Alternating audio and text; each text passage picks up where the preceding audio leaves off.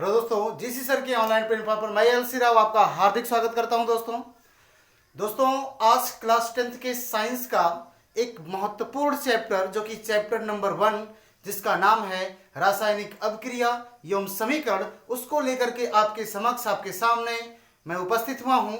तो आज एंजॉय करेंगे पूरी तरीके से केमिस्ट्री का, यानी क्लास 10th की केमिस्ट्री का, जिसका नाम क्या होगा, जिस चैप्टर का नाम होगा रासायनिक अभिक्रिया एवं समीकरण।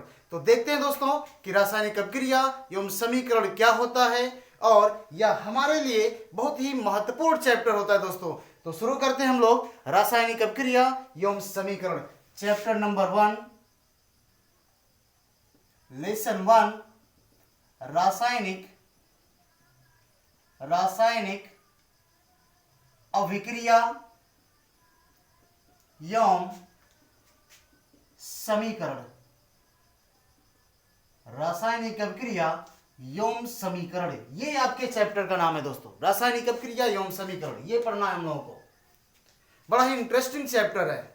अच्छे खासे क्वेश्चन बोर्ड एग्जामिनेशन में पुटअप किए जाते हैं इससे, रासायनिक अभिक्रिया एवं समीकरण से। तो लेते हैं रासायनिक अभिक्रिया और समीकरण का पहला टॉपिक, और टॉपिक का नाम होगा हमारा चेंज, यानी कि परिवर्तन।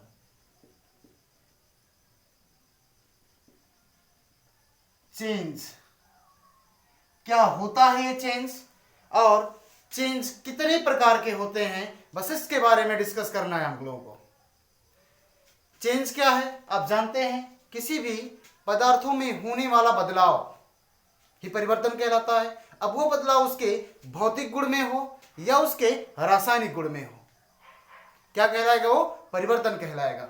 हमें परिवर्तन की परिभाषा से मतलब नहीं है, हमें परिवर्तन के प्रकार से मतलब है। और ये बोर्ड एग्जामिनेशन में पूछा गया सवाल है कि रासायनिक परिवर्तन जो होते हैं दो प्रकार के, भौतिक और रासायनिक, इनमें अंतर क्या होता है।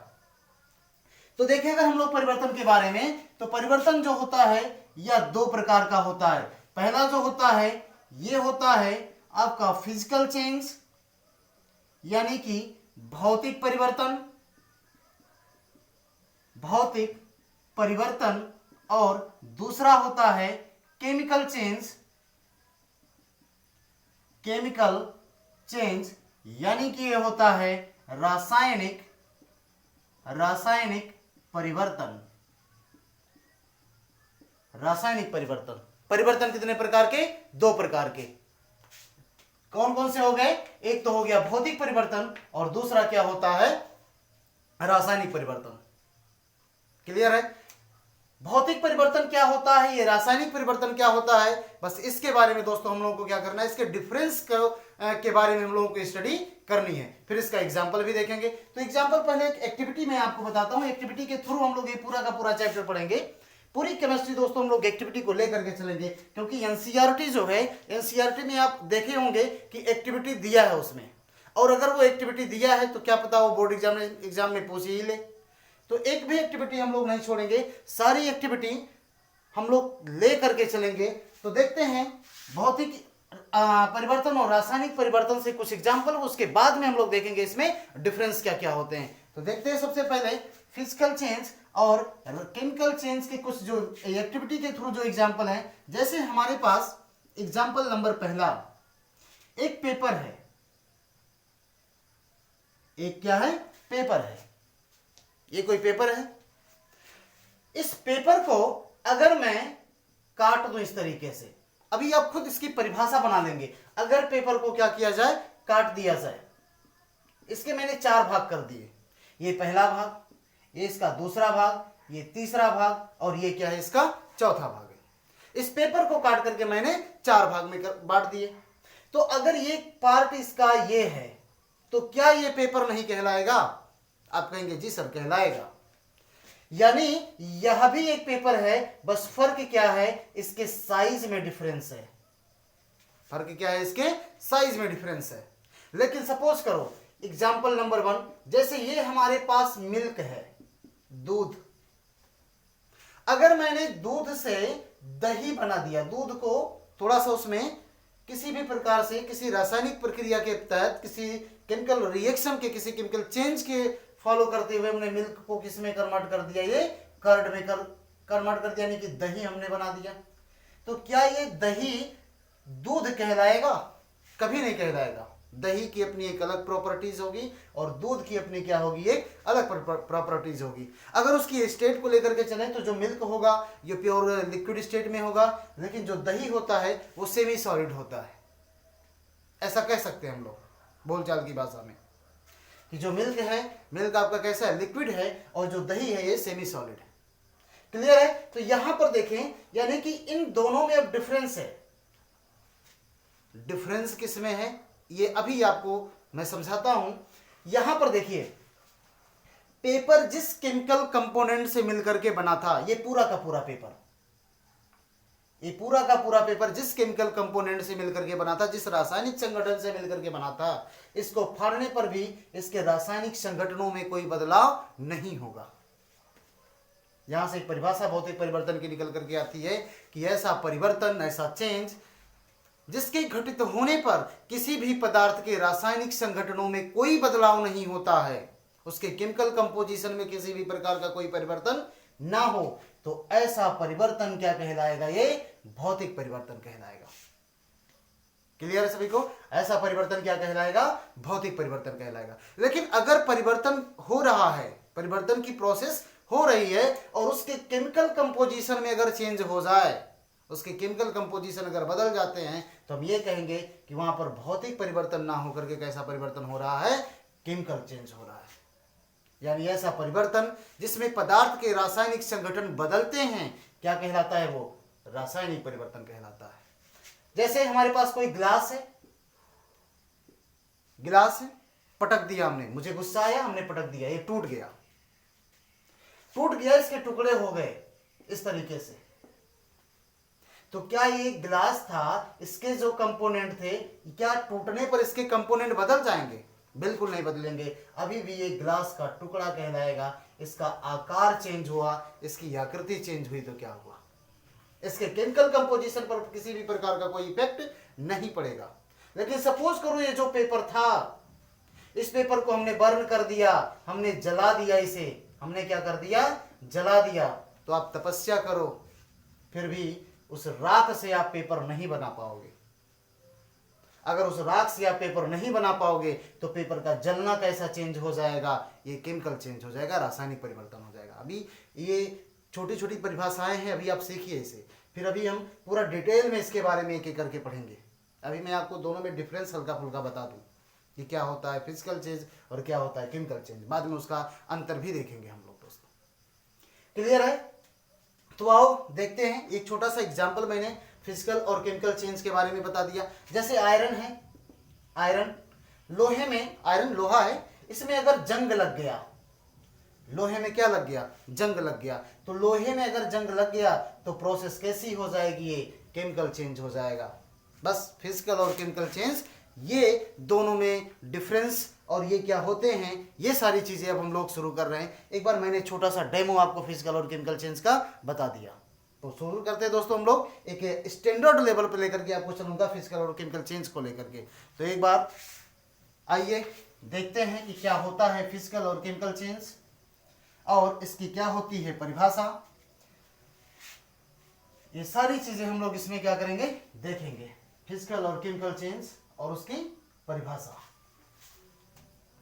तो सबसे पहले है हमारे पास भौतिक परिवर्तन। ध्यान से देखिए दोस्तों, भौतिक परिवर्तन की क्या परिभाषा होती है। यानी ऐसा परिवर्तन, इसकी अगर परिभाषा लिखना चाहें तो हम लिख सकते हैं, ऐसा परिवर्तन जिसमें पदार्थ का रासायनिक संगठनों में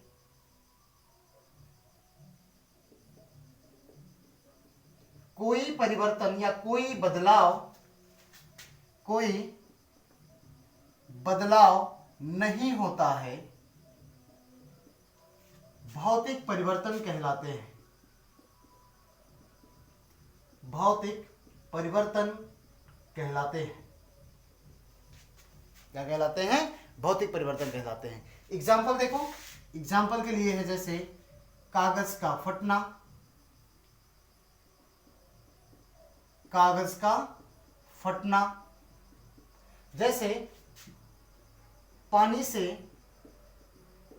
बर्फ का बनना, जैसे शीशे का टूटना आदि। ये सारे के सारे चेंज कैसे हैं? फिजिकल चेंज है, भौतिक परिवर्तन के उदाहरण है। तो एक छोटी सी परिभाषा इसकी हो गई। क्या होती है भौतिक परिवर्तन? यानी ऐसा परिवर्तन जिसमें पदार्थ का जो केमिकल कंपोजिशन होता है, जो उसका रासायनिक संगठन होता है, वो अपरिवर्तित रहता है, यानी नहीं बदलता है। तो ऐसा परिवर्तन क्या कहलाता है? भौतिक परिवर्तन कहलाता है। जैसे कागज का फटना, पानी से बर्फ का बनना, या बर्फ से पानी का बनना, या पानी से वाष्प का बनना, या वाष्प से पानी का बनना, आगे चल करके देखेंगे एग्जाम्पल। और शीशे का टूटना, ये सारी की सारी क्या होती हैं? फिजिकल चेंज के उदाहरण होते हैं। नाउ नेक्स्ट है हमारे पास, नेक्स्ट है रासायनिक परिवर्तन। रासायनिक परिवर्तन यानी कि केमिकल चेंज। ये केमिकल चेंज क्या होता है देखते हैं इसके बारे में। केमिकल चेंज क्या है? बस रासायनिक संगठनों में जहां आपने बदलाव नहीं लिखा है, बस उसी को क्या कर देना है? आपको नहीं को हटा देना है। यानी ऐसा परिवर्तन जिसमें किसी भी पदार्थ के रासायनिक संगठनों में, उसके केमिकल कंपोजिशन में बदलाव होता है किसी भी रासायनिक प्रक्रिया के तहत, तो ऐसा परिवर्तन क्या कहलाएगा? रासायनिक परिवर्तन कहलाएगा। कैसे देखते हैं। यानी ऐसा परिवर्तन,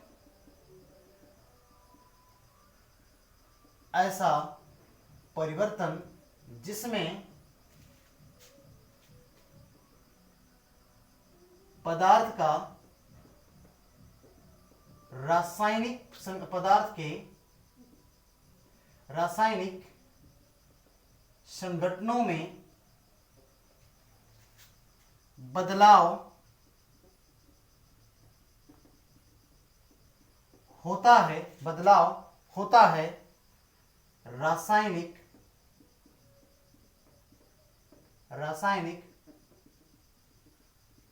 परिवर्तन कहलाते हैं। एग्जाम्पल क्या हो जाएगा इसका? एग्जाम्पल के लिए जैसे दूध से दही का बनना, जैसे कागज का जलना, जैसे लोहे में जंग का लगना आदि। जैसे लोहे में जंग का लगना, जैसे अंडे का उबलना, चावल का पकना। ये सारी की सारी केमिकल जो भी चेंजेस हैं, ये सारे के सारे चेंज क्या कहलाएंगे? केमिकल चेंज कहलाएंगे, रासायनिक परिवर्तन कहलाएंगे। क्लियर है दोस्तों? ये क्या कहलाएंगे? आपके रासायनिक परिवर्तन कहलाएंगे। हर वो रिएक्शन, हर वो चेंज केमिकल चेंज होगा जिसमें कोई पदार्थ जलता होगा। ये बात आप नोट कर लीजिए। हर वो चेंज क्या होगा? केमिकल चेंज होगा, रासायनिक परिवर्तन होगा जिसमें किसी भी पदार्थ को क्या किया जाता हो? जलाया जाता हो। हर एक रिएक्शन, अगर किसी पदार्थ को आप जला रहे हैं तो कैसा होगा? वो केमिकल चेंज ही होगा। तो ये इसकी परिभाषा है। नेक्स्ट देखते हैं दोस्तों, इन दोनों में अंतर क्या क्या होता है। तो अब नेक्स्ट हेडिंग है हमारे पास, भौतिक एवं रासायनिक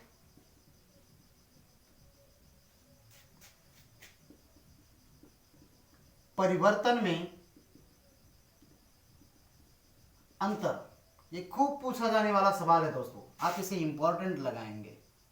आप 10th में हैं, मैं आपको बताता चलूंगा कि क्वेश्चन किस तरीके से पूछे जाते हैं। हालांकि आप तो जानते हैं आजकल जो क्वेश्चन पूछे जाते हैं डाइवर्सिव नेचर के पूछे जाते हैं। हर एक चैप्टर से क्वेश्चन को पुटअप किया जाता है। यहां से भी क्वेश्चन इसके पूछने की संभावना क्या होती है? प्रबल होती है, ज्यादा होती है। तो देखते हैं भौतिक एवं रासायनिक परिवर्तन क्या होते हैं। एक तरफ हम लिखते हैं भौतिक परिवर्तन और दूसरी तरफ हम लोग लिखते हैं क्या? रासायनिक परिवर्तन।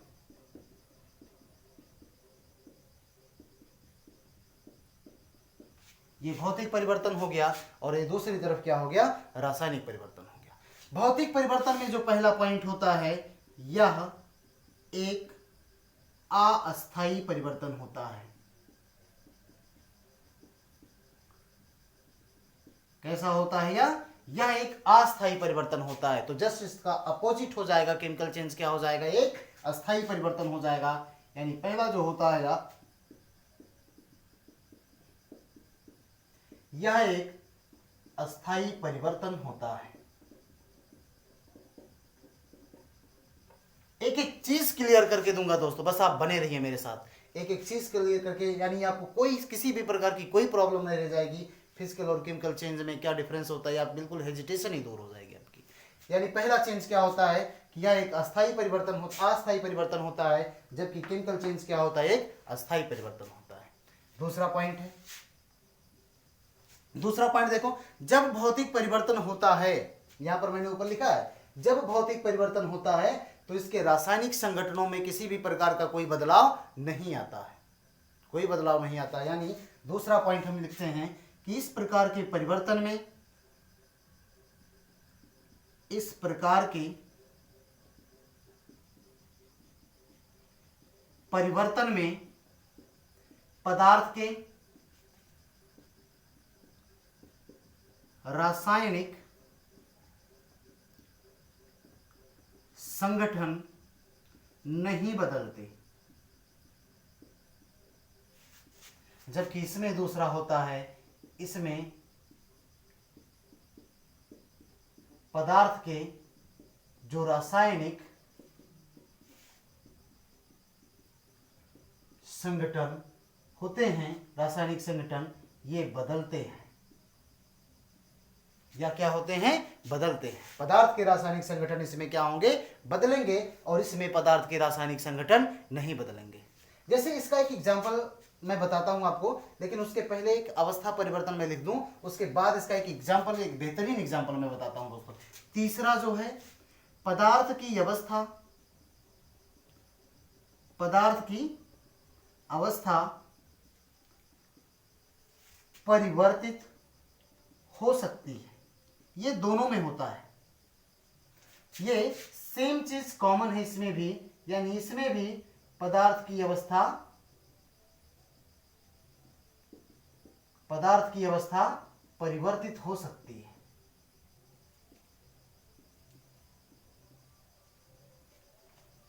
अब इसका एक एग्जाम्पल आपको बताता हूं, एक बेहतरीन एग्जाम्पल। जैसे हमारे पास है जल, वाटर, दिखाई दे रहा है आपको, हमारे पास क्या है, जल है।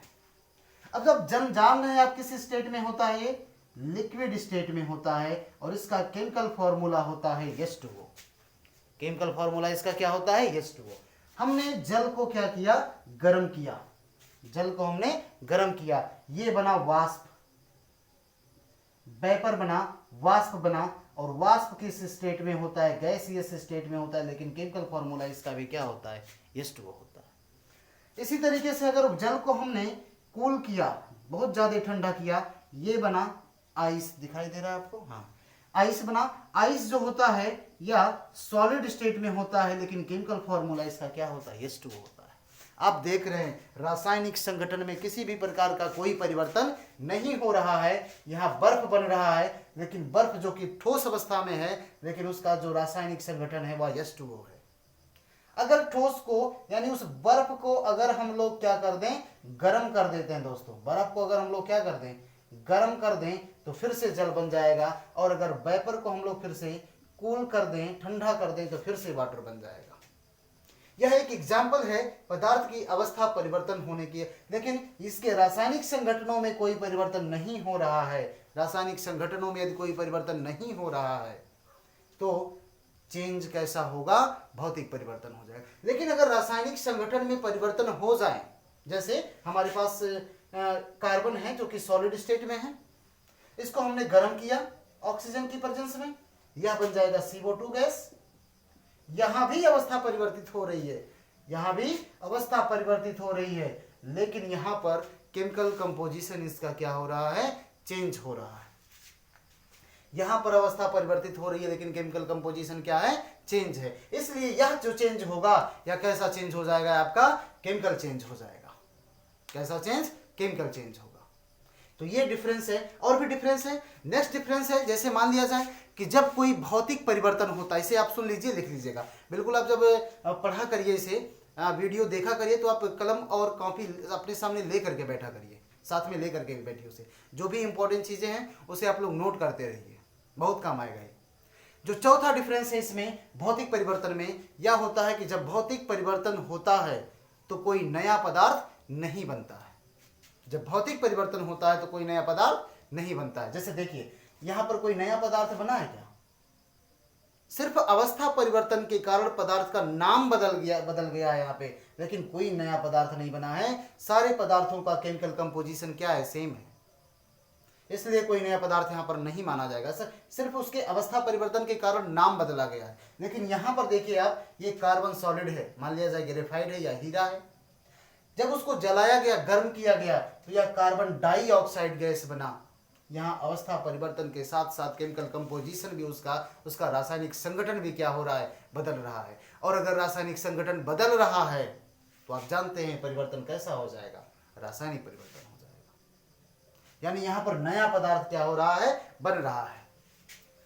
नेक्स्ट जो इसकी प्रॉपर्टीज होती है फिजिकल चेंज की, वो क्या होती है?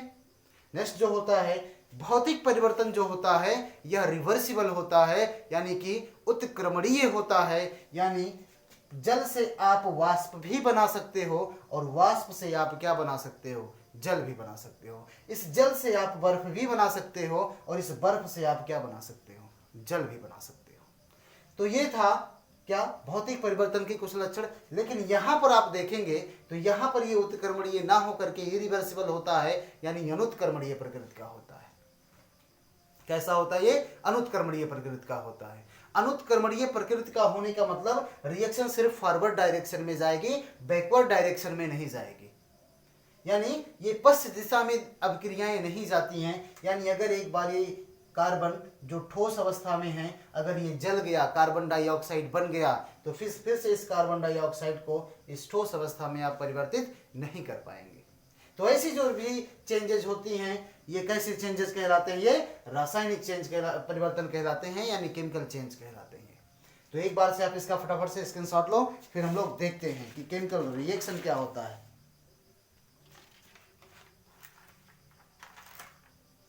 नेक्स्ट है, देखते हैं हम लोग बिल्कुल सिस्टमैटिक तरीके से दोस्तों पढ़ेंगे। सबसे पहले हम लोग केमिकल रिएक्शन देखेंगे, उसके बाद में देखेंगे कि उन केमिकल रिएक्शन को बैलेंस कैसे किया जाता है। बिल्कुल सिस्टमैटिक तरीके से लेकर के चलता हूं आपको कि क्या होता है केमिकल रिएक्शन, क्या होती है ये रासायनिक अभिक्रिया। क्लियर है दोस्तों? तो देखते हैं कि केमिकल रिएक्शन क्या होता है।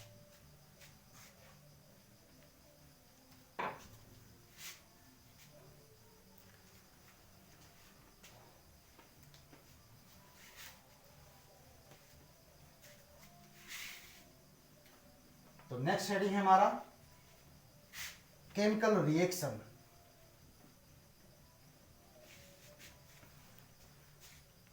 रासायनिक अभिक्रिया। रासायनिक अभिक्रिया, केमिकल रिएक्शन। केमिकल रिएक्शन, रासायनिक अभिक्रिया। क्या होती है रासायनिक अभिक्रिया? तो देखते हैं रासायनिक अभिक्रिया क्या होती है। तो देखिए, अगर इसकी एक सिंपल सी छोटी सी डिफरेंस में परिभाषा में बताऊं तो आप ये कह सकते हैं, जब कभी भी रासायनिक परिवर्तन होगा तो परिवर्तन जिस पाथ को फॉलो करते हुए होता है वही क्या कहलाता है? रासायनिक अभिक्रिया कहलाता है। यानी कि वह अभिक्रिया जिसमें नए गुणधर्म वाले तत्व बनते हों, ऐसी अभिक्रिया क्या कहलाती है? रासायनिक अभिक्रिया कहलाती है। इसको लिखेंगे भी हम लोग, रासायनिक अभिक्रिया क्या होती है? यानी ऐसी अभिक्रिया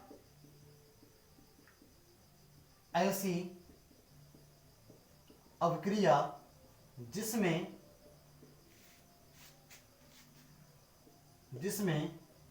नए गुणधर्म वाले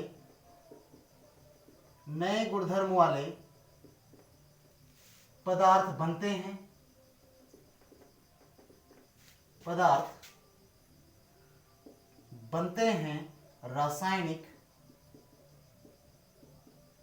रासायनिक अभिक्रिया कहलाता है। क्या कहलाता है? ये रासायनिक अपक्रिया कहलाता है। यानी वह अपक्रिया जिसमें नए गुणधर्म वाले पदार्थ बनेंगे क्या कहलाएगा? वो रासायनिक अपक्रिया कहलाएगा। बहुत लेंदी परिभाषाएं नहीं लिखते दोस्तों हम लोग, बहुत छोटी छोटी परिभाषाएं लेकर के हम लोग चलेंगे। अब रासायनिक अपक्रिया को एक एक्टिविटी के थ्रू हम लोग समझेंगे। एक एक्टिविटी है, एक्टिविटी नंबर ये एक्टिविटी नंबर फर्स्ट है। ये पहले दो एक्टिविटी आपको बताता हूं मैं रासायनिक अपक्रिया के। जैसे एक्टिविटी फर्स्ट लेते हैं हम लोग मैग्नीशियम रिबन का। हमारे पास क्या है? मैग्नीशियम रिबन है।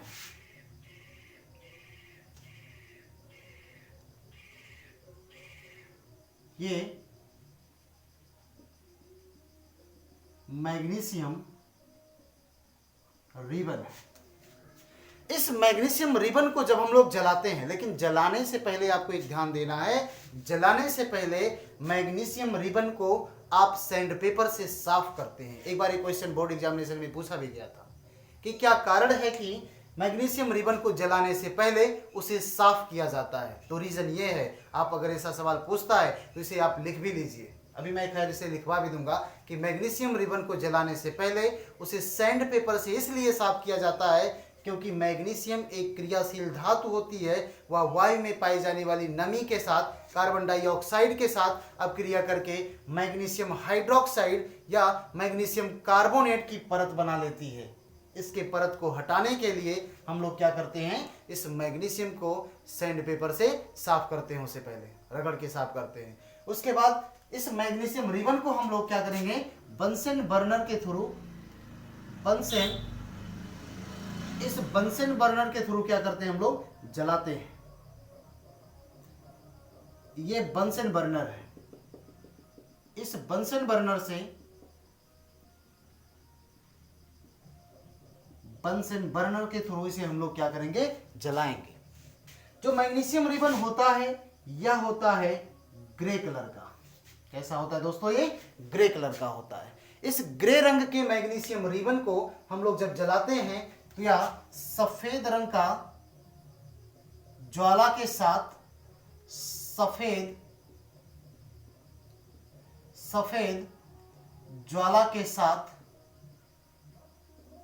जलता है। या सफेद ज्वाला के साथ क्या होता है? ये जलता है। और जब यह पूरा मैग्नीशियम रिबन जब जल जाता है तो अपने को एक सफेद पाउडर मिलता है। यानी यहां पर आप लिखेंगे कि जब मैग्नीशियम रिबन को जब जलाया जाता है, जो कि ग्रे रंग का होता है, इसको जब जलाने पर अपने को मिलेगा क्या? सफेद पाउडर। ये सफेद पाउडर क्या होता है? ये सफेद पाउडर मैग्नीशियम ऑक्साइड होता है। क्लियर है सभी को? ये सफेद पाउडर क्या होता है? मैग्नीशियम ऑक्साइड होता है। बस आप ये याद रखेंगे जो क्वेश्चन है।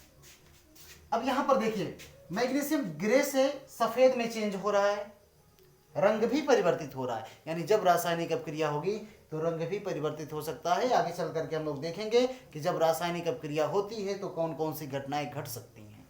खैर, एक क्वेश्चन आपसे पूछा गया था। क्वेश्चन ये था कि क्या कारण है कि मैग्नीशियम रिबन को जलाने से पहले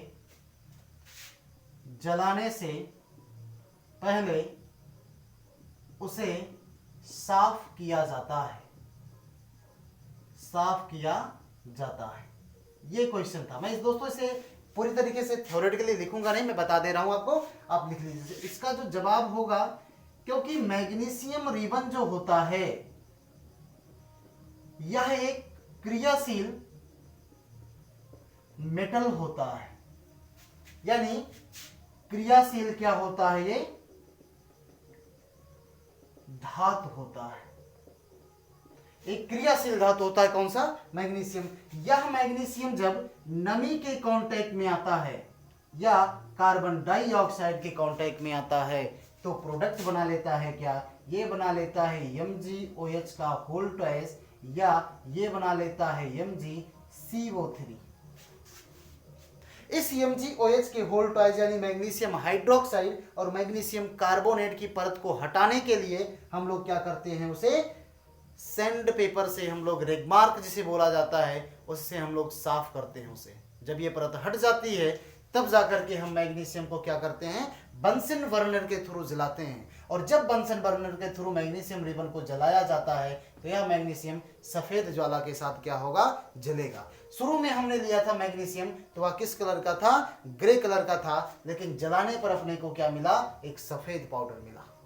यानी यहाँ पर मैंने आपको बताया था कि दुनिया की हर वो रिएक्शन के हर वो चेंज केमिकल चेंज होगा अगर उसमें किसी भी पदार्थ को क्या किया जाएगा, जलाया जाएगा। इसमें मैग्नीशियम रिबन को जलाया जा रहा है। चेंज कैसा है, केमिकल है, ठीक है, चेंज कैसा है, केमिकल है। लेकिन यहाँ पर एक अलग गुणधर्म वाला तत्व तो मिल रहा है। यहाँ पर इसका गुणधर्म अलग था यानी कि इसका रंग अलग था, लेकिन यहाँ पर रंग अलग मिल रहा है यानी गुणधर्म चेंज है। तो यानी ऐसी अपक्रिया क्या कहलाएगी, रासायनिक अपक्रिया कहलाएगी। एक्टिविटी फर्स्ट था दोस्तों। नेक्स्ट एक्टिविटी है, तो नेक्स्ट एक्टिविटी देखते हैं। एक्टिविटी नंबर क्या, एक्टिविटी नंबर 2। एक्टिविटी नंबर दूसरा क्या है हमारे पास, दूसरा ये है, जैसे हमने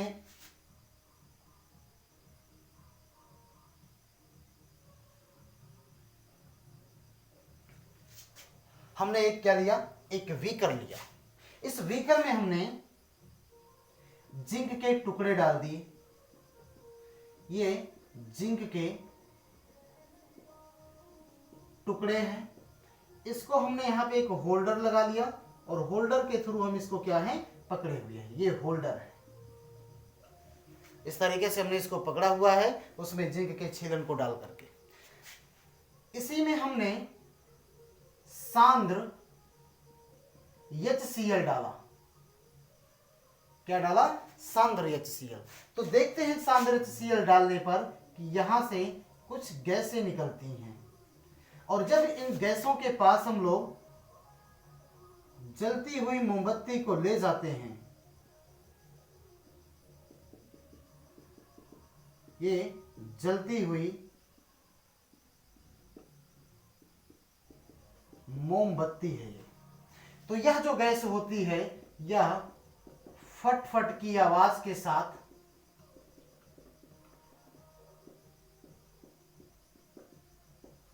जलती है। ये फट फट की आवाज के साथ क्या होती है, जलती है। ध्यान देना है आपको एक बीकर लेना है, होल्डर के थ्रू से पकड़ना है। अगर आप लैब में जाते हैं तो बीकर को किससे पकड़ेंगे, होल्डर से। उसमें आप क्या डालेंगे, जिंक का छीलन डालेंगे और उसमें कुछ बूंद किसका डालेंगे, सांद्र HCl डालेंगे। सांद्र HCl जब आप उसमें डालते हैं तो आप देखते हैं कि गैस निकलती है। गैस अभी हमको नहीं पता है कि गैस कौन सी है, लेकिन जब हम लोग उस गैस के पास जब जलती हुई मोमबत्ती ले जाते हैं तो वह गैस फट फट की आवाज के साथ क्या होने लगती है, जलने लगती है, जिससे यह क्लियर हो जाता है कि जो गैस है वह कौन सी गैस है, हाइड्रोजन गैस है। गैस कौन सी है, हाइड्रोजन गैस है। यानी हमने जब HCl को, जिंक जो है, जिंक में हमने जब HCl डाला तो कुछ प्रोडक्ट बना, बाद में देखेंगे हम लोग क्या बना। यानी कि चलो मैं बता ही देता हूं, जिंक क्लोराइड बनेगा और यहां से लेकिन गैस क्या निकलता है, हाइड्रोजन गैस निकलता है। गैस क्या निकला, हाइड्रोजन गैस निकला। कैसे पता चला, जब गैस निकला तो हमने जब वहां पर जलती हुई मोमबत्ती लेकर के हम गए तो वह मोमबत्ती फट फट की आवाज, वह गैस फट फट की आवाज के साथ क्या होने लगी, जलने लगी। जिससे क्या क्लियर हो गया, जिससे यह क्लियर हुआ कि ये जो गैस है यह कौन सी गैस है, हाइड्रोजन गैस है। मैं उम्मीद करता हूं आपको दोनों एक्टिविटी समझ में आई होगी। यानी यहां पर क्या होता है, रासायनिक अपक्रियाएं होती हैं।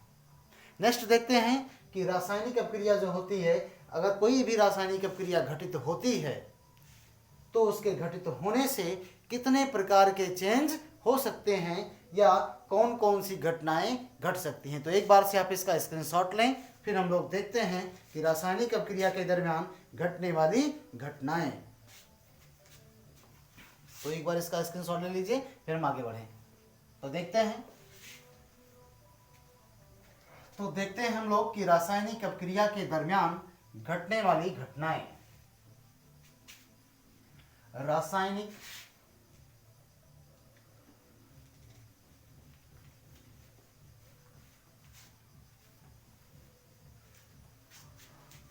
रासायनिक, हेडिंग है हमारा रासायनिक अभिक्रिया के दरमियान, अभिक्रिया के दरमियान घटने वाली घटनाएं, रासायनिक अभिक्रिया के दरमियान घटने वाली घटनाएं कि जब कोई भी रासायनिक अभिक्रिया होती है तो उसमें कौन कौन से चेंज हो सकते हैं, क्या क्या घटनाएं हो सकती हैं, क्या क्या फिनोमेनन हो सकते हैं, ये सारी की सारी चीजें हम लोग इसमें देखेंगे। तो देखते हैं सबसे पहला क्या है कि सबसे पहला ये है कि जब रासायनिक अभिक्रिया होती है तो नए पदार्थ बनते हैं। नए पदार्थ क्या होते हैं? बनते हैं। यानी जब कोई भी रासायनिक अभिक्रिया घटती होती है तो वहां पर क्या होते हैं? नए पदार्थ बनते हैं। जैसे अभी मैंने आपको बताया कि जब जिंक में हमने HCl डाला तो जिंक का क्लोराइड बना और हाइड्रोजन गैस वहां से क्या हुआ? विस्थापित हुआ, जिसे हम जहां पर हम लोगों ने जलती हुई मोमबत्ती ले गया तो वह फट फट की आवाज के साथ क्या होने लगी? जलने लगी। ये तो पहला चेंज हो गया, तो पहला घटना हो गई। दूसरी घटना ये होती है कि जो पदार्थ होता है, पदार्थ की अवस्था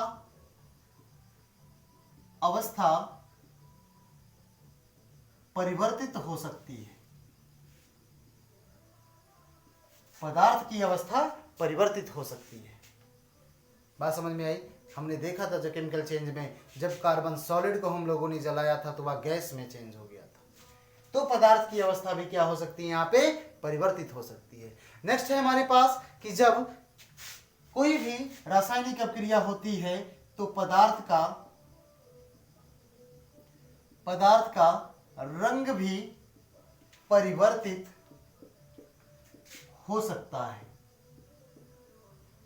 पदार्थ का रंग भी क्या हो सकता है दोस्तों? परिवर्तित हो सकता है। जैसे हमने बताया था कि जब मैग्नीशियम रिबन को जलाया जाता है तो जलाने से पहले मैग्नीशियम रिबन ग्रे कलर का होता है, लेकिन जलने के बाद वह व्हाइट पाउडर में क्या हो जाता है? परिवर्तित हो जाता है। तो रंग में भी क्या हो सकता है? परिवर्तन हो सकता है। चौथा यानी जब कोई भी रासायनिक अभिक्रिया होती है तो कोई गैस उत्पन्न हो सकता है। कोई भी गैस उत्पन्न हो सकता है। कोई भी मतलब क्या? रासायनिक अभिक्रिया के दरमियान जो भी उसमें कंपोनेंट होंगे उसके हिसाब से गैस क्या हो सकती है? निकल सकती है। जैसे हमने भी आपको बताया कि जब जिंक में HCl डाला गया तो हाइड्रोजन गैस उत्पन्न हुई, तो गैस भी क्या हो सकती है? उत्पन्न हो सकती है। पांचवा देखते हैं कि पांचवा पॉइंट ये है, रासायनिक अभिक्रिया के दरमियान उष्मा अवशोषित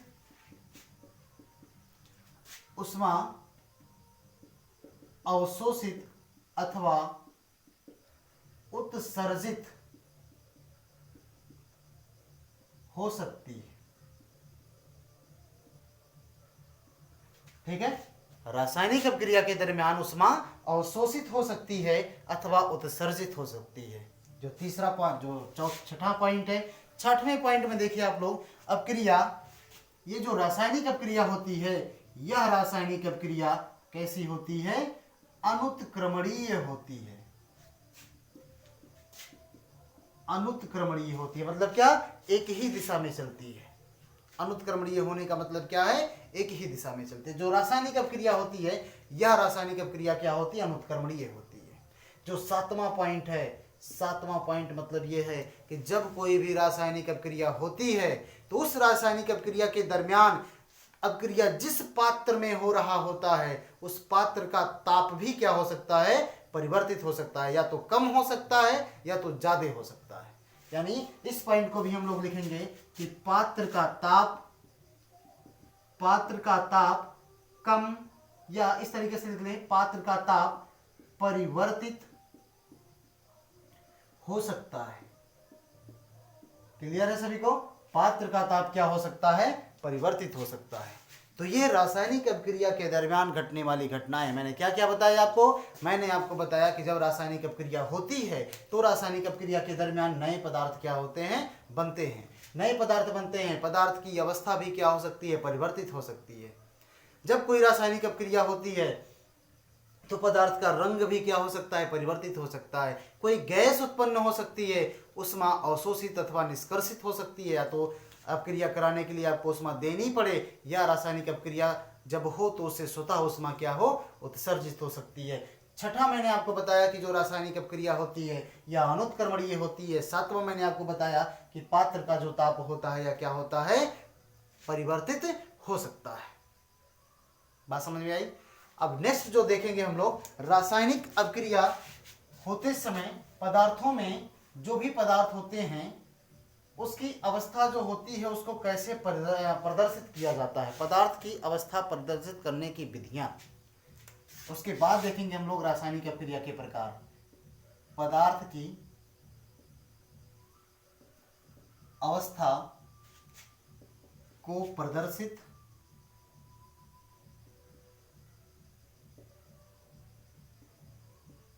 करने की विधि। पदार्थ की अवस्था को प्रदर्शित करने की विधि क्या विधि होती है? जैसे अगर सॉलिड है तो सॉलिड के लिए पदार्थ के आगे ब्रैकेट में हम लोग लिखेंगे क्या, यस। और अगर लिक्विड है यानी द्रव अवस्था में है तो उसे लिखेंगे हम लोग यल। और अगर गैस है तो गैसियस के लिए ब्रैकेट में लिखते हैं जी। गैसियस के लिए ब्रैकेट में क्या लिखते हैं हम लोग, जी लिखते हैं। और अगर जलीय यानी कि एक्वस सॉल्यूशन है तो ब्रैकेट में लिखते हैं ए क्यू। ब्रैकेट में क्या लिखेंगे, ए क्यू। और अगर कोई प्रेसिपिटेट बन रहा है तो प्रेसिपिटेट के लिए हम लोग डाउन एरो लगाते हैं। और कोई अगर गैस निकल रही हो, निकलने के लिए, निकलने के संदर्भ में क्या होगा, अप साइड एरो लगाएंगे। एक बार से आप इसका स्क्रीनशॉट ले लो, फिर हम लोग आगे बढ़ते हैं और देखते हैं रासायनिक अपक्रिया के प्रकार। यानी सॉलिड के लिए यस, लिक्विड के लिए यल, गैस के लिए जी और एक्वस के लिए ए क्यू, पीपीटी के लिए डाउन एरो। अगर कोई रासायनिक अपक्रिया के दरमियान गैस निकलेगी तो अप साइड एरोस के लिए हम लोग यूज करेंगे। एक स्क्रीनशॉट लो, फिर देखते हैं नेक्स्ट और देखते हैं हम लोग क्या, रासायनिक अपक्रिया के प्रकार। नेक्स्ट है रासायनिक अपक्रिया के प्रकार।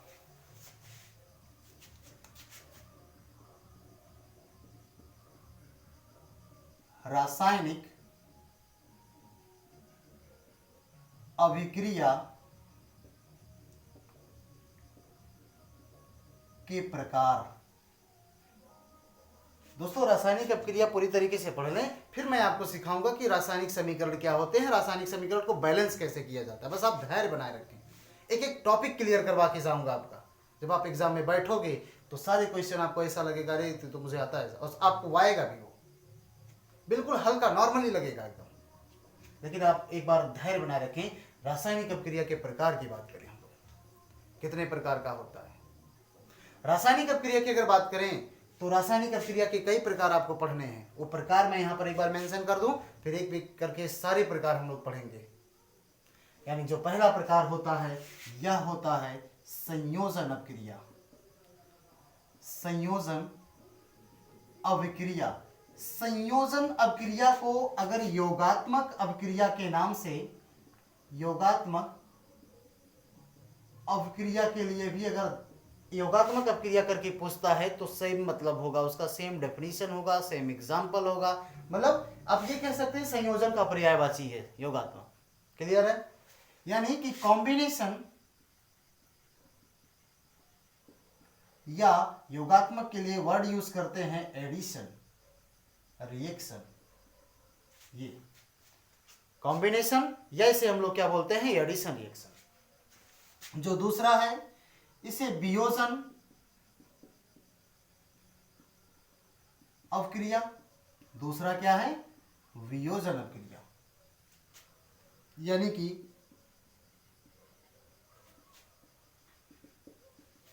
Decomposition reaction. दूसरा क्या है, वियोजन अपक्रिया, डिकम्पोजिशन रिएक्शन। तीसरा जो है, तीसरा है विस्थापन अपक्रिया। तीसरा क्या है, यह है विस्थापन अभिक्रिया यानी कि डिस्प्लेसमेंट रिएक्शन, डिस्प्लेसमेंट रिएक्शन। चौथा है द्विविस्थापन अभिक्रिया, द्विविस्थापन अभिक्रिया यानी कि dual displacement reaction, dual displacement reaction. पांचवा है हमारे पास रेडॉक्स अभिक्रिया, रेडॉक्स अभिक्रिया, रेडॉक्स रिएक्शन। रेडॉक्स रिएक्शन में दो रिएक्शन हम लोग पढ़ेंगे। एक हम लोग पढ़ेंगे उपचयन, या इसी को हम लोग बोलते हैं क्या, ऑक्सीकरण। दिखाई दे रहा है आपको? हाँ, उपचयन या ऑक्सीकरण यानी कि ऑक्सीडेशन रिएक्शन, ऑक्सीडेशन रिएक्शन। और दूसरा पढ़ेंगे हम लोग क्या, अपचयन, अपचयन अभिक्रिया यानी इसमें पढ़ते हैं हम लोग क्या, रिडक्शन रिएक्शन। दो स्पेशल रिएक्शन भी हम लोग पढ़ेंगे इसी में। एक तो पढ़ेंगे हम लोग उष्मा क्षेपी अभिक्रिया,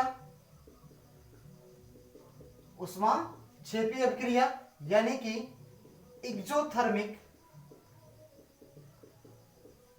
रिएक्शन। और दूसरा पढ़ेंगे हम लोग क्या, उष्मा शोषी अभिक्रिया, उष्मा शोषी अभिक्रिया यानी कि एंडोथर्मिक रिएक्शन। इतनी रिएक्शन हम लोगों को क्या करनी है, पढ़नी है। कौन कौन सी रिएक्शन पढ़नी है, एक बार से आप इसका स्क्रीनशॉट लो, फिर मैं बताता हूं। यानी हमको पढ़ना है संयोजन अभिक्रिया, या इसे हम लोग क्या बोलते हैं, योगात्मक अभिक्रिया। दूसरा आपको पढ़ना है वियोजन अभिक्रिया। तीसरा पढ़ना है विस्थापन अभिक्रिया। चौथा पढ़ना है द्विविस्थापन अभिक्रिया। पांचवा रेडॉक्स अभिक्रिया। रेडॉक्स अभिक्रिया में दो अभिक्रिया, एक उपचयन और एक दूसरा क्या होता है, अपचयन। दो स्पेशल रिएक्शन भी, उष्माक्षेपी और उष्माशोषी अभिक्रिया। ये पांचों रिएक्शन आपको क्या करने हैं, पढ़ने हैं।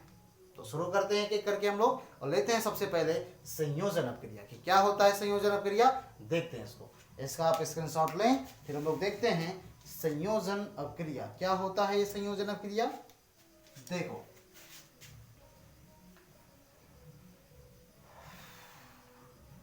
संयोजन अभिक्रिया या इसे हम लोग क्या बोलते हैं, विस्थापन योगात्मक अभिक्रिया। लेते हैं सबसे पहले संयोजन अभिक्रिया। क्या होता है ये संयोजन अभिक्रिया, नाम से ही क्लियर है। संयोजन का मतलब होता है संयोग करना। संयोजन का मतलब क्या होता है, संयोग करना। संयोग करने का मतलब होता है जुड़ना। और जुड़ेगा क्या, एक पदार्थ एक ही पदार्थ से थोड़ी जुड़ सकता है। जैसे ये मार्कर है, क्या ये मार्कर इसी मार्कर से जुड़ेगा, नहीं जुड़ेगा। हाँ, ये मार्कर है, ये दो मार्कर हैं, दोनों मार्कर को अगर मैं जोड़ूं तो संयोग कर रहा हूं। यानी डेफिनेशन क्या बनेगा इसका, कि ऐसी अभिक्रिया जिसमें दो या दो से अधिक पदार्थ मिल करके किसी एक पदार्थ का निर्माण करते हो, तो ऐसी अभिक्रिया क्या कहलाएगा, संयोजन अभिक्रिया कहलाएगा। या इसे हम लोग क्या बोलते हैं, इसे हम लोग योगात्मक अभिक्रिया बोलते हैं। देखते हैं परिभाषा होगी इसकी, ऐसी अभिक्रिया, ऐसी अभिक्रिया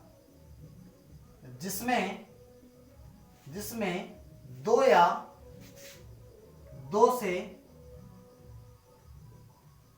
अधिक पदार्थ आपस में संयोग कर एक पदार्थ का निर्माण करते हो, एक पदार्थ का निर्माण करते हो, तो ऐसी अभिक्रिया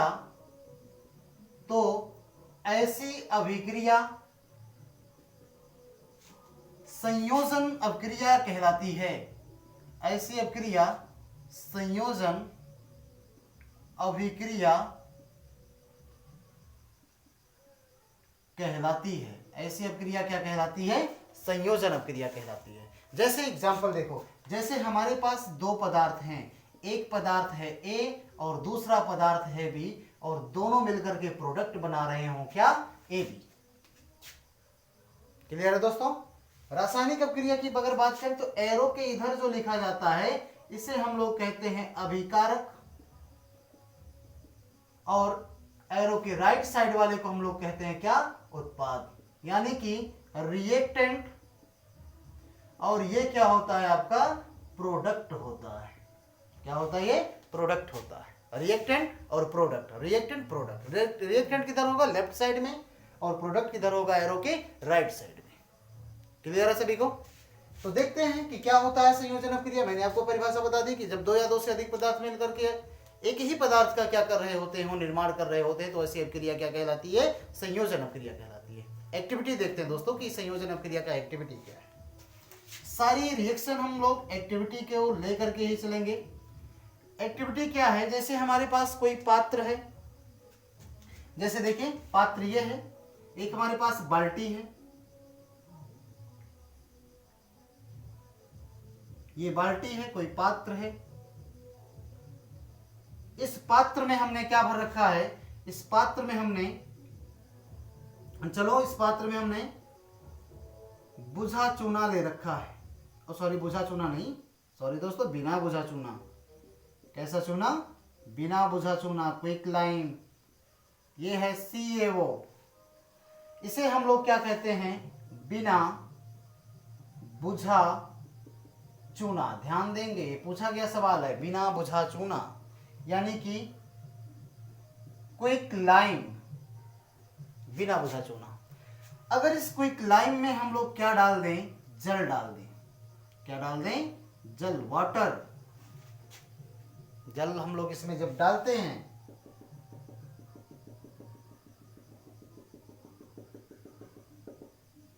H2O, तो यहां से क्या होता है? सनसनाहट की आवाज आती है, हिसिंग साउंड।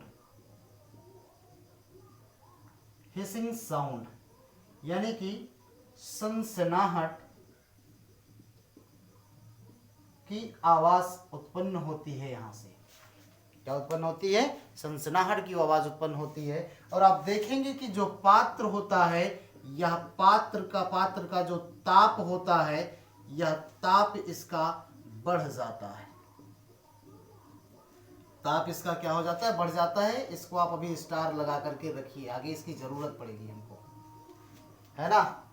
पात्र का ताप क्या हो जाता है? बढ़ जाता है। बस आपको समझना है। एक बाल्टी लिया हमने, या कोई सा भी पात्र लिया, उसमें हमने जल डाला, जल डालने के बाद क्विक लाइम डाला, यानी कि बिना बुझा चूना डाला, जिसका सूत्र क्या होता है? CaO। नाम क्या हो जाएगा? Calcium oxide. किस कलर का होता है? सफेद कलर का होता है। इसका कलर की अगर बात करें बिना बुझे चूने की, तो यह होता है कैसा? सफेद कलर का होता है। ठीक है, कैसा होता है? ये व्हाइट कलर का होता है। जब इसको हम लोग क्या करते हैं? जब पानी में डालते हैं, तो देखो यहां पे CaO सॉलिड, CaO सॉलिड। इसको जब हमने जल में डाला, जल कैसा? लिक्विड। जब हमने इसको जल में डाला, तो यहां पर क्या हुआ? प्रोडक्ट बनता है CaOH का होल ट्वाइस AQ। दिखाई दे रहा है आपको? CaOH का होल ट्वाइस AQ। नाम है इसका, नाम लिखते रहिए आप लोग, कैल्शियम ऑक्साइड। नाम क्या है इसका? Calcium oxide. किस रंग का होता है? ये सफेद कलर का होता है। कैल्शियम ऑक्साइड किस कलर का? सफेद कलर का। ये जल है तो जानते हैं बचपन से ही। CaOH का होल ट्वाइस, नाम हो जाएगा इसका क्या? Calcium hydroxide. हाइड्रोक्साइड किस कलर का होता है? या दूधिया कलर का होता है। और इस कैल्शियम हाइड्रोक्साइड को कहा जाता है बुझा चूना, स्लैग्ड लाइम। क्या बोलते हैं? बुझा चूना।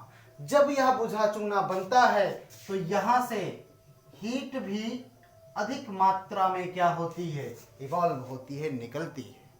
यानी जब आप बिना बुझे चूने को जल में डालते हो तो एक सनसनाहट की ध्वनि उत्पन्न होती है और वहां से हीट निकलती है, यानी CaO अभिक्रिया करता है जब जल के साथ तो प्रोडक्ट बनाता है क्या, कैल्शियम हाइड्रोक्साइड बनाता है। आप देखो ये पहला पदार्थ, ये दूसरा पदार्थ, ये दोनों जब मिलेंगे तो तीसरे पदार्थ का निर्माण करेंगे, तीसरे पदार्थ का क्या करेंगे, निर्माण करेंगे। वही मैंने यहाँ पर लिखा है कि ऐसी अभिक्रिया जिसमें दो या दो से अधिक पदार्थ मिलते हैं और मिल करके किसी एक पदार्थ का क्या करते हो, निर्माण करते हो, तो ऐसी अभिक्रिया क्या कहलाएगी, ऐसी अभिक्रिया कहलाएगी आपकी संयोजन अभिक्रिया।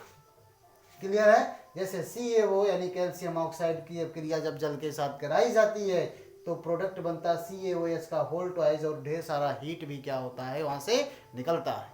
CaOH के होल ट्वाइस को क्या कहा जाता है, कैल्शियम हाइड्रोक्साइड, जिसका रंग क्या होता है, दूधिया होता है, या इसे उसका दूसरा नाम क्या है, बुझा चूना। दूसरा नाम क्या है, बुझा चूना। इसे आप याद रखेंगे, बिना बुझा चूना, बुझा चूना, बिना बुझा चूना, बुझा चूना। एक होता है चूना पत्थर, खड़िया, संगमरमर, मार्बल, CaCO3। आगे चल करके तीनों में दिखाऊंगा, आपको परेशान होने की जरा भी जरूरत नहीं है। तो ये एक बार से आप इसका स्क्रीनशॉट लो। फिर हम लोग और भी एग्जांपल देखते हैं कि जो संयोजन अभिक्रिया से संबंधित होता है। तो स्क्रीनशॉट लीजिए दोस्तों, फिर हम लोग देखते हैं कि और सारे एग्जांपल जो होते हैं संयोजन अभिक्रिया के कैसे एग्जांपल होते हैं और क्या एग्जांपल बनते हैं। इसके ढेर सारे एग्जांपल है दोस्तों, जितना आप लिखना चाहें कॉपी भर देंगे संयोजन अभिक्रिया के एग्जांपल से। तो देखते हैं, जैसे एग्जाम्पल तो अभी आपने यही किया, CaO का सॉलिड जब इसके जल के साथ आपने अभिक्रिया कराई, प्रोडक्ट मिला CaOH का होल ट्वाइस एक्वस, और यहां से हीट भी क्या हुआ, निकला, हीट भी क्या हुआ, निकला। इसी तरीके से कुछ देर पहले आपने करवाया Mg सॉलिड की अभिक्रिया। Mg सॉलिड को जब आपने जलाया, जब जलाते हैं तो अपने को मिलता है MgO सॉलिड। ये ग्रे कलर का, सफेद रंग का बताया था, क्लियर है सभी को। इसी तरीके से जब कार्बन सॉलिड को हमने जलाया तो अपने को प्रोडक्ट मिला CO2 गैस, जो कि बाहर निकलती है।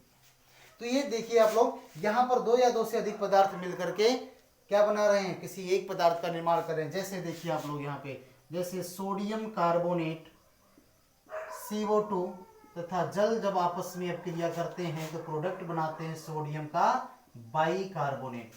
यहाँ पर देखिए इतने सारे पदार्थ मिलकर के किसी एक पदार्थ का जब निर्माण करते हैं तो अभिक्रिया कैसी, संयोजन अभिक्रिया। इस तरीके से ढेर सारे एग्जाम्पल है दोस्तों, इतने से आपका काम चल जाएगा।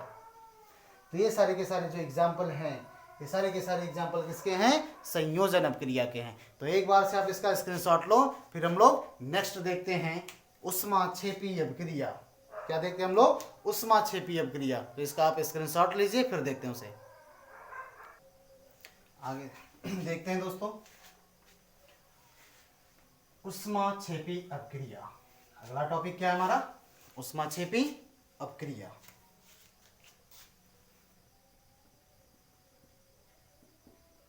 ऊष्माक्षेपी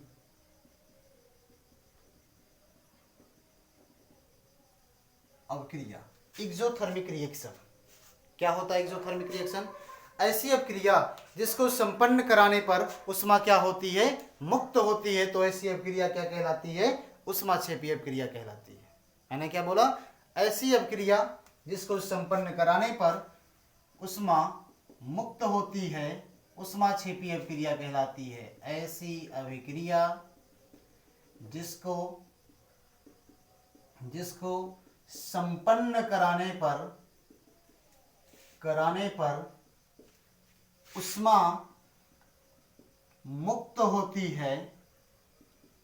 मुक्त होती है, ऊष्माक्षेपी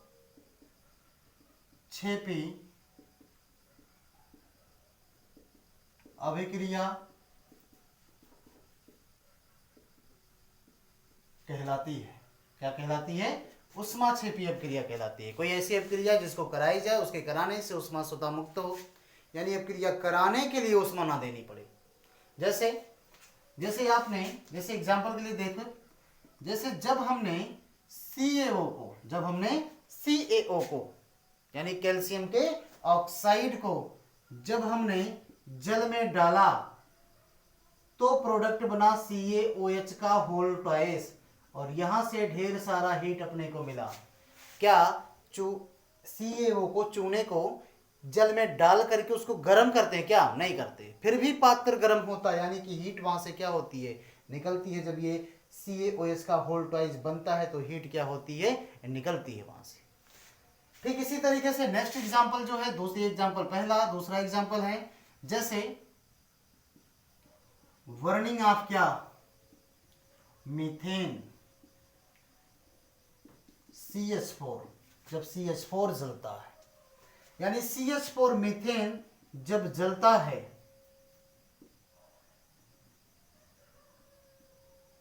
इसके जलने पर ऑन बर्निंग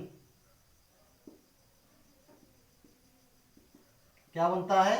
CO2 गैस बनता है और H2O लिक्विड, और यहां से भी हीट क्या होता है? निकलता है। क्लियर है सभी को? यहां से भी क्या होगा? हीट निकलेगा। यानी ये भी अपक्रिया क्या कहलाती है? यह भी अपक्रिया एक ऊष्माक्षेपी अपक्रिया कहलाती है। और एक ऊष्माक्षेपी अपक्रिया जो हमारे शरीर में लगातार होती रहती है, कौन सा? ब्रीथिंग का। जैसे तीसरा बर्निंग ऑफ, या इस तरीके से लिख दें ब्रीदिंग या रेस्पिरेशन रिएक्शन। जैसे देखो यहाँ पे हमारे शरीर में जो फूड जाता है वो ग्लूकोज के रूप में स्टोर होता है, ये सारे लोग जानते हैं। क्या फॉर्मूला है ये किसका? ग्लूकोज का। यह ग्लूकोज जब हम लोग सांस लेते हैं, जब हम लोग क्या करते हैं? सांस लेते हैं, तो सांस में आप क्या लेते हैं? ऑक्सीजन। जब हम लोग ऑक्सीजन को ग्रहण करते हैं तो यह ऑक्सीजन इस ग्लूकोज के अणु को क्या कर देता है? जलाता है। इस ग्लूकोज के अणु को क्या करेगा? तोड़ने का काम करता है। यानी यहां से बनता है CO2 गैस और H2O। क्लियर है? CO2 gas plus H2O। अब ये यहां से प्लस और क्या बनता है? हीट, और अपने को क्या मिलती है? यहां से ये एनर्जी मिलती है। तो यह भी अपक्रिया कैसी अपक्रिया है? एक एक्सोथर्मिक रिएक्शन है, एक ऊष्माक्षेपी अपक्रिया है। क्या होती है ऊष्माक्षेपी अपक्रिया? कि ऐसी अपक्रिया जिसको संपन्न कराने पर ऊष्मा मुक्त होती है, ऊष्माक्षेपी अपक्रिया कहलाती है। क्या कहलाती है वो? ऊष्माक्षेपी अपक्रिया कहलाती है। क्लियर है दोस्तों सभी को? तो आज मैंने आपको क्या क्या बताया? आज मैंने आपको बताया चेंज क्या होते हैं, चेंज कितने प्रकार के होते हैं, भौतिक और रासायनिक परिवर्तन क्या होते हैं और क्या इसमें अंतर होता है। और मैंने आपको बताया कि रासायनिक अपक्रिया क्या होती है, रासायनिक अपक्रिया जब होती है तो कौन कौन सी घटनाएं घट सकती हैं, और रासायनिक अपक्रिया के प्रकार क्या होते हैं, जिनमें से हमने एक प्रकार कंप्लीट किया और वह था संयोजन अपक्रिया। तो बस दोस्तों एक बार आप इसका स्क्रीनशॉट लें और आज के वीडियो को दोस्तों यहीं पर समाप्त भी करते हैं। तो फिर कल मिलते हैं एक नए जोश के साथ, एक नए जुनून के साथ। अगर ये वीडियो आपको पसंद आया हो तो इसे आप लाइक शेयर कमेंट करके जरूर बताएं, और अगर आप मेरे चैनल पर नए हैं तो चैनल को सब्सक्राइब भी करें। कल फिर मिलते हैं दोस्तों। Then bye to all of you.